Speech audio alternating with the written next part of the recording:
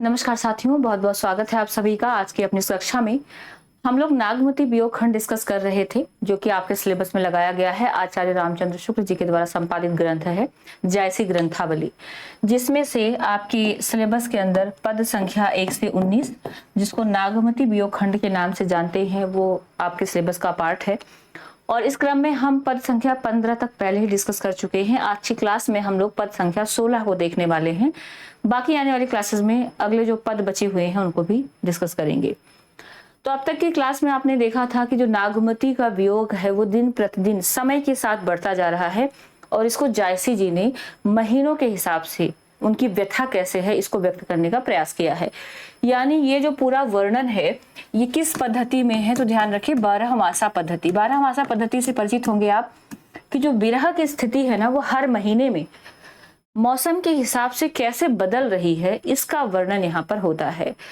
तो ये जो अगली पंक्ति है, इसमें जेठ और आषाढ़ में क्या स्थिति है नागमती की, उसका चित्रण किया है जायसी जी ने, और इसी को हम लोग समझने वाले हैं। तो कहते हैं कि तपय लागी अब जेठ आषाढ़ी, मुहि बिनु छाजन भय गाढ़ी, तन तिनौर भा झूरों खरी, भई बरखा दुख आगरी जरी, बंध नाही और कंध न कोई, बात न आओ कहूं का रोई, साठ नाही जग बात को पूछा, बिनु जीव फिरे मूंज तनु छूछा, भई दुहेली टेक बिहोनी, थांभ नाही उठ सकई नथुनी, बरसई में ही चुअई नई नाहा, छपर छपर होई रही बिनु नाहा, कोरऊ कहाँ ठाठ नव साजा, तुम बिनु कंत न छाजन छाजा, अबहु मया दिष्ट करी, नाह निठुर घर आओ, मंदिर उजार होत है, नव के आओ बसाओ। तो ये पूरी पंक्ति है, इसमें किस तरह से नागमती का वियोग वर्णित है, थोड़ा सा हम इसकी व्याख्या देख लेते हैं। तो नागमती के वियोग वर्णन के क्रम में ये जेठ आषाढ़ का महीना है। जेठ का महीना आप देखते हैं कि बहुत ज्यादा भीषण गर्मी अगर हम देखें तो जेठ के महीने में पड़ती है। आषाढ़ वो महीना है जहां पर थोड़ा सा जो है बरसात भी शुरू हो जाती है। अच्छा, बरसात शुरू हो जाती है तो बरसात के मौसम में लोग अपना जो घर वर है, वो छप्पर वगैरह जिनके होते हैं वो ठीक करवाते हैं, ताकि बारिश के पानी से उनका घर बचा रहे, वो यानी टपके नहीं। तो सारी रिपेयरिंग वगैरह आप यहाँ पर देखते हैं। तो अब उस व्यथा को, यानी जो गर्मी और बरसात का मौसम है, उसको किस तरह से नागमती के वियोग से जोड़कर जायसी जी ने प्रस्तुत किया है, उसको यहाँ पर समझते हैं। कहते हैं कि तपय लागी अब जेठ आषाढ़ी। अब जेठ और आषाढ़ का महीना आ चुका है और गर्मी तपन जो है बहुत ज्यादा बढ़ चुकी है। मोहि प्यू बिनु छाजनी भय गाढ़ी, मुझे ये जो जेठ और गर्मी का महीना है, प्रियतम के बिना, प्यू बिन मतलब प्रियतम के बिना ऐसा लगता है जैसे कोई रोग। छाजन का मतलब यहाँ पर ध्यान रखिए, गर्मी के मौसम में एक तरह से त्वचा संबंधी रोग हो जाती है, जो बहुत ज्यादा कहते हैं खुजली उत्पन्न करती है, या आप किसी के बगल बैठते हैं तो उसको भी ये रोग हो जाता है। गाढ़ी मतलब भयंकर। तो ये जो गर्मी है, पति के वियोग में ऐसा लगता है जैसे कोई रोग मुझे हो गया हो, भयंकर रोग हो गया हो, जिससे मुझे मुक्ति नहीं मिल पा रही है। ये गर्मी मुझे ऐसी प्रतीत हो रही है। ये जो रोग है, ध्यान रखिए जेठ के महीने से इसका रिलेशन है, क्योंकि गर्मी बहुत ज्यादा होती है तो उसमें खुजली होती है, आपने देखा होगा घमौरियां वगैरह हो जाती हैं। तो उस तरह का कुछ यहाँ पर भयंकर रोग बता रही है नागमती। कहते हैं कि तन तिनौर भा झूरो खरी, मेरा जो शरीर है, तन मतलब क्या है, शरीर, मेरा जो शरीर है वो सूख कर है, तो तिनके के समान हो गया, झूरों खरी, बिल्कुल सूख गई हूं मैं। यहाँ पर नागमती का वर्णन कैसा है कि उनका जो शरीर है वो तिनके के समान सूख गया है। भई बरखा, बाहर तो बारिश हो रही है, भई बरखा मतलब बरसात हो रही है, लेकिन दुख आगर जरी, मैं वियोग रूपी दुख की आग में जली जा रही हूँ। देखिए कैसा विरोधाभास यहाँ पर आपको दिखाया गया है। विरोधाभास कहने का मतलब है कि अगर कहीं पर बरसात हो रही है तो कोई कैसे जल सकता है, लेकिन नागमती का वियोग ऐसा है कि बाहर जो है बरसात हो रही है और अंदर ही अंदर ये दुख की आग में जली जा रही है। बंध नाही और कंध ना कोई, ना तो कोई बंधु बांधव है, अर्थात अपना कोई सगा नहीं है जो इस दुख की घड़ी में उनको तसल्ली दे सके। कंध न कोई, ना तो कोई कंधा, कंधा मतलब आप यहाँ पर ले सकते हैं आश्रय या सहारा। भाई आप बहुत दुखी हैं, व्यथित हैं, और ऐसे स्थिति में कहते हैं किसी का कंधा मिल जाए अपना दुख बांटने के लिए, उस कंधे पर सर रखकर रोने के लिए, तो दुख बहुत ज्यादा कम हो जाता है। लेकिन नागमती का वियोग कैसा है कि ना तो इनका कोई अपना सगा है, ना तो कोई सहारा देने वाला है या कंधा देने वाला है जो इनके दुख को कम कर सके। बात न आओ कहूं का रोई, सारा दिन बस रोती रहती हैं, उनके मुख से कोई बात ही नहीं आती, अर्थात कोई शब्द ही नहीं निकलते जिससे वो अपने दुख को व्यक्त कर सकी।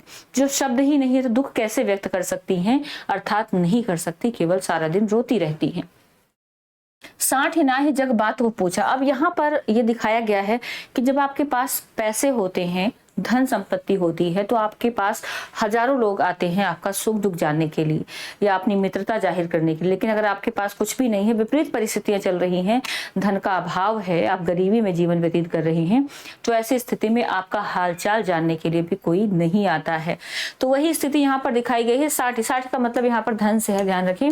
60 ना ही जग बात को पूछा। जग मतलब संसार, संसार उसी का हाल चाल लेता है जिसके पास धन होता है। तो नागमती का वियोग देखिए कि उनके पास धन दौलत कुछ नहीं। यहाँ पर धन से तात्पर्य क्या है, उनके पति अर्थात रत्नसेन से है। कहती है मेरे पास धन नहीं है, अर्थात धन रूपी मेरे पति मेरे साथ नहीं है, तो संसार मेरी बात नहीं पूछता, अर्थात मेरा हालचाल भी जानने की कोशिश नहीं करता। बिनु जीव फिरे मूंज तन छूछा।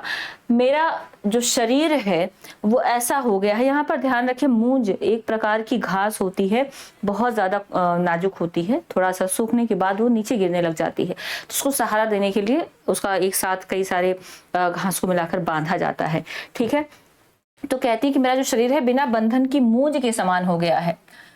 बिनु जीव फिरे मूंज तनु छूछा। जैसे बिना बंधन की मूंज होती है, वैसे ही मेरा शरीर जो है बिना प्राण के हो गया है, अर्थात ऐसा लगता है कि मेरे शरीर में प्राण ही नहीं है।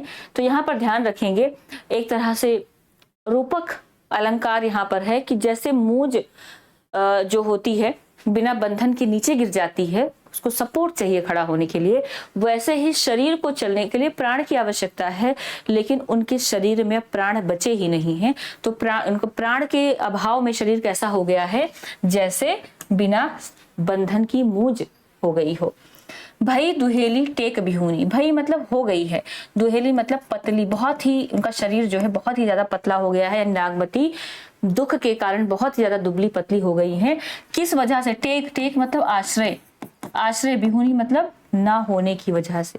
तो कोई भी आश्रय या सहारा ना होने की वजह से उनका जो शरीर है वो बहुत ज्यादा पतला हो गया। आश्रय यहाँ पर ध्यान रखें, प्राण जो है आश्रय है शरीर का, अब उनके पास कोई आश्रय नहीं है तो बिल्कुल पतली हो गई हैं।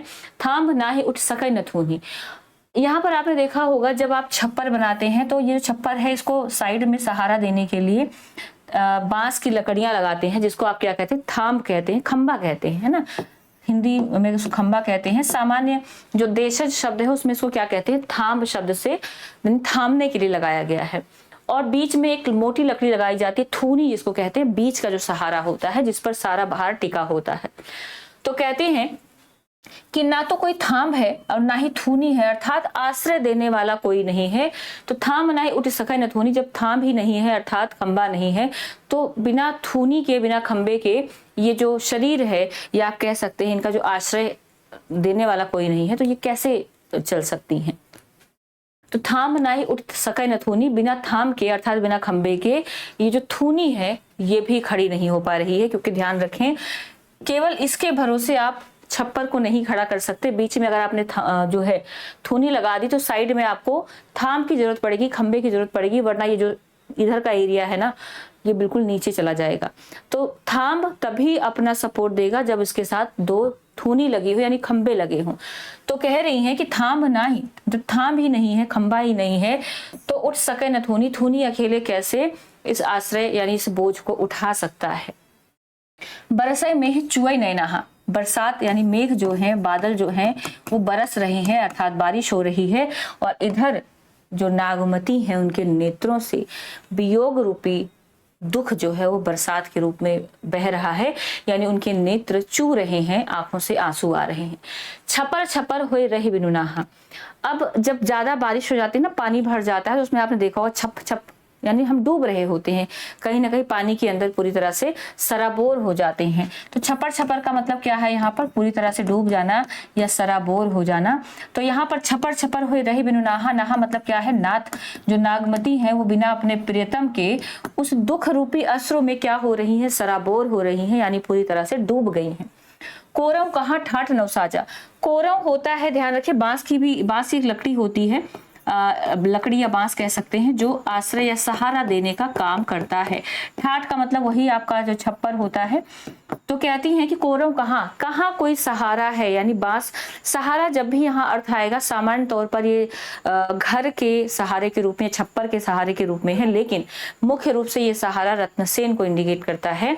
तो कहती हैं कि कौरव कहाँ, कोई लकड़ी या बांस नहीं है मेरे पास, ठाठ नव साजा, जिससे नया छप्पर सजाया जा सके, यानी नया घर बनाया जा सके इस बरसात के मौसम में। तुम बिनु कंत न छाजन छाजा, हे प्रियतम, कंत मतलब पति, तो यहाँ पर कहती कि हे प्रियतम तुम्हारे बिना कोई छाजन, छाजन का मतलब होता है छप्पर, इस छप्पर को छाजने वाला यानी छाने वाला नहीं है, क्योंकि तुम ही तो हो वो लकड़ी या बांस जो इसको सहारा दोगे। यहाँ पर क्या छप्पर का मतलब क्या है कि भाई उनके पास रहने के लिए घर नहीं है, नहीं, उनका जो जीवन है ना इस समय इतनी ज्यादा विरह से व्याकुल है, वो इतने ज्यादा विरह में व्यथित हैं कि वो जीवन ही एक छप्पर के समान हो गया। अब जीवन को आश्रय चाहिए, सहारा चाहिए, और सहारे के लिए क्या लगेगा भाई, जैसे कोई छप्पर छाने के लिए लकड़ियां लगाता है, वैसे ही उनके जीवन, इनको सरवाइव करने के लिए सहारे की आवश्यकता है।